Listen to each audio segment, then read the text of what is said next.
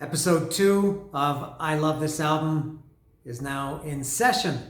And I don't know how many times I should talk about this. I'm only on the second episode. I'm going to talk about albums that I really, really love, as you might have guessed by the title in this series. I started with Motley Crue, Shout the Devil. And this week I'm going to talk about, I've said this before, I said this with Shout the Devil, and I could say this about almost all of them. Maybe I could make the case for my favorite album ever: Anthrax, Among the Living, Slayer, Rain and Blood, Metallica, Master of Puppets, Iron Maiden, Powerslave.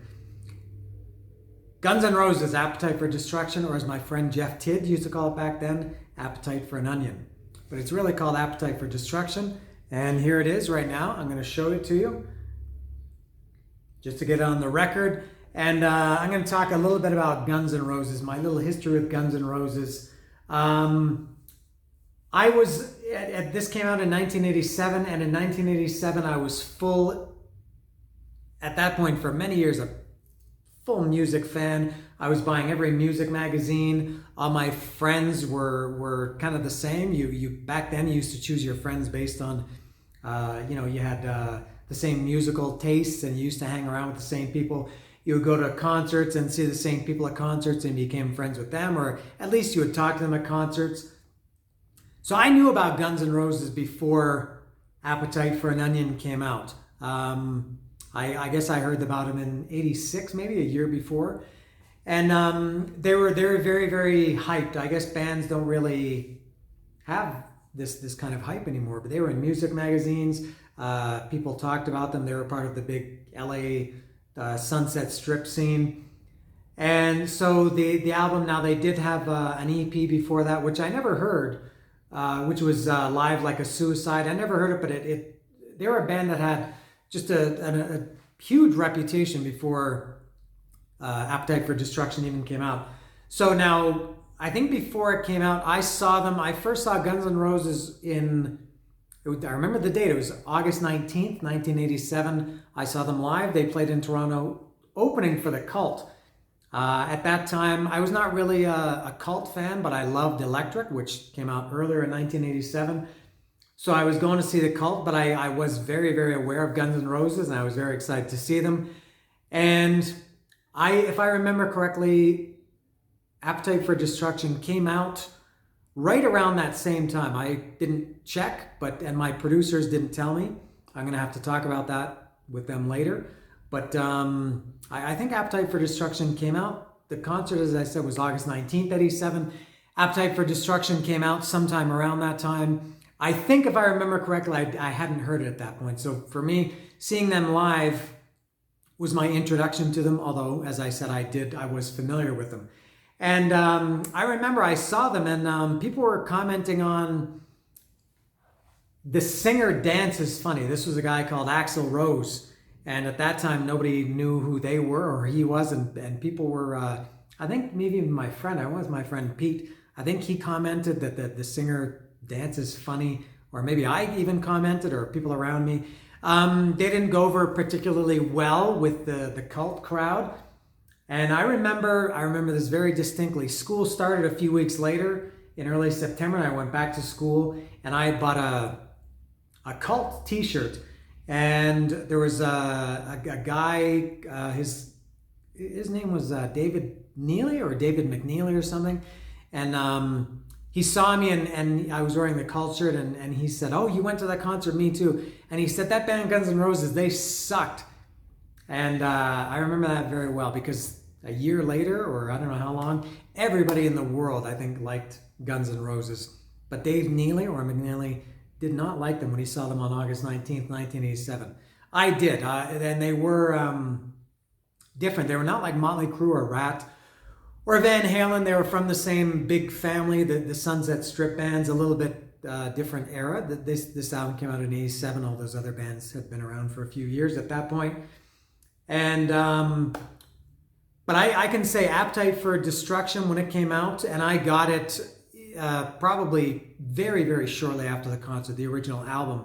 I got it shortly after that, because I did like them a lot. What a totally that was to me like a unifying album, because at that point when I was 17, I was full on into thrash metal, but I also I loved Motley Crue and Rat and I don't know, Cinderella and Poison and bands like that. And I had some friends who were very divided. I had some, and I knew some people at school or whatever, they were thrash fans, or they were more like Judas Priest, Iron Maiden, Van Halen, kind of the AC/DC maybe kind of fans. Everybody liked like Guns N' Roses. I think they were the first band that I remember that nobody was divided about. Appetite for Destruction, and I'll show it again in case you've forgotten what it looks like. Appetite for Destruction unified everybody. They did kind of have that LA look, somewhat similar to Motley Crue and Rat, but they weren't maybe as pretty boy. But they weren't like, they didn't look like I don't know, like Overkill or Metallica or Slayer. They look kind of tough. Now I guess they did wear hairspray. I didn't care about that, but they just had a certain look to them. I think Slash especially was very mysterious. There was this guy with this big mop of hair. You couldn't see his eyes. He always had the hat on. They had tattoos. They did wear some leather. They wore cowboy boots. Everybody, don't let anybody tell you otherwise. Everybody loved Guns N' Roses. So this album came out and I loved it. This is one of the albums that I know, and there are, I don't know how many albums like this. I know it perfectly. I know every little tiny nuance, every little breath, if there are any little mistakes, all the tiny things. I know this album probably as perfectly as you can know any album. Maybe Among the Living is like that too. Master of Puppets. Maybe not too many when you really think about it, but I know this album as well as I know anything in my life. And I don't know what else to say about it. It's obviously become overplayed. I can't remember the last time I took this out and played it and listened to it front to back. Especially Welcome to the Jungle. God, you can't go anywhere without hearing that song. It's been played at every sporting event for the last 30 or more years. Sweet Child of Mine is right there too. It's on the radio. But this is, now that I see it, I wonder if this is a misprint. Now here's the front cover, but it should open like this. I don't know if you know what I mean. That's the front, so it should open like this, but the front is printed on the back. Anyway, there's the original band, what would have been the cover. Maybe my friend Jason Satterfield knows if this is a special, if there's so, and it has the ID number on the back of the booklet, which it would, or it is on the back. You know what I'm talking about. Yeah, now another thing about this album that was very different, this is similar to Motley Crue, Shout the Devil, which I talked about in the first episode, was bands, these bands, they kind of came on strong, but, they also held back a little bit. Guns N' Roses said a lot of bad words in Appetite for Destruction, and their lyrics, similar to Shout the Devil, were a little bit strong and violent and a little bit aggressive. And you got the feeling actually they reminded me a lot of Motley Crue. Guns N' Roses did. They didn't sound like them, but just their attitude, they seemed like legitimate tough guys. And, drug addicts and probably that they spent all their days drinking and banging girls. And the music reflects that, I think. Now, Welcome to the Jungle, what can you say about that? I mean, it's a great song, but I can never choose to listen to it. It's So Easy was, I see you standing there, you think you're so cool. Why don't you just fuck off? There were not a lot of bands who said fuck off in their songs back then. Guns N' Roses was one. They had a real bad attitude. It was also amazing, too, that Axl could sing. If you heard Welcome to the Jungle, he had that high-pitched Axl-y voice, and then he could sing so low, like in It's So Easy. Night Train. Was there any swearing in Night Train? I love every song on this album. Night Train. I don't think there's any swearing in Night Train. I'm going through looking for the bad words. Out to Get Me, because I got something that's been built up inside for so fucking long. For so fucking long. He just sounded so angry. Had such an attitude, Axl did back then. And also, I'm fucking innocent. They're out to get me. They won't catch me. I'm fucking innocent. Real chip on his shoulder. Real attitude. I loved it. Mr. Brownstone. What's the lyric at the end? I used to get up around 7. I used to get up around whenever. Now I get up on time. But that old man, he's a real motherfucker. Gonna kick him on down the line. Bands didn't say motherfucker back then. Guns N' Roses did. Whatever that's worth. Paradise City, another one that almost similar to... Wow, there's another song later I'll mention this. Almost like two different songs. The beginning was kind of very nice, happy, summery kind of song. And then as Paul Stanley says, it gets rough and it became kind of heavy. And only years later, people said that I only heard it years later, that they ripped off the riff from Zero the Hero from Black Sabbath, from Born Again. Which when somebody pointed it out to me, I said, yeah, you're right, it does kind of sound like that. But I heard Paradise City for years before somebody brought that to my attention. I never saw it as a rip-off, that. It's a great song, but another one similar to Welcome to the Jungle, just that I got tired of. And I remember about Paradise City. Some people thought that I was in the video. If anybody remembers the video, they filmed the first part in color, I think at Giant Stadium in New Jersey, and then the second half was at Donington that was in black and white. And in the color part, you see, I don't know what point in the video, you see a guy and a girl making out, and you just see the guy from the back, and he's really going to town with this girl. And the guy had kind of long blonde hair, as I did at the time.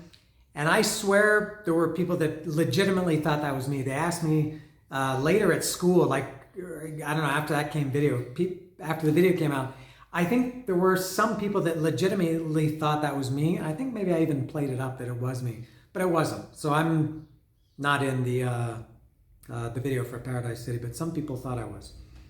My Michelle, another one, kind of dark lyrics for that one, about a girl who's got all kinds of problems. Think About You, that was a nice one. Kind of lyrically, the lyrics are, kind of a nice, a little bit romantic in terms of Guns N' Roses. Hey baby, you've been looking real good. You know what, I remember when we met. It's funny, I can't remember. Funny how it never felt so good. It's a feeling that I know I'll never forget. It was the best time I can remember. Good song, Think About You. I like that one because I never really had a chance to get sick of that one. I don't think they played it live too often. It wasn't a radio song.